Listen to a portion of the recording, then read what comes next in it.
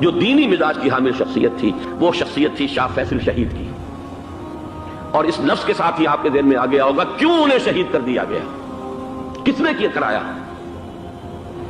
कहां से तालीम हासिल करके आया था वो जिसने शहीद किया शाह फैसल शहीद को।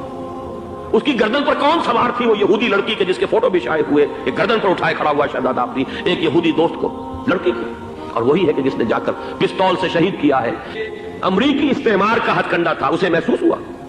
शाह फैसल मजहबी मिजाज का शख्स ये उभर रहा है, और ये शाह फैसल की हिकमत अमली का जरा आप अंदाजा कीजिए।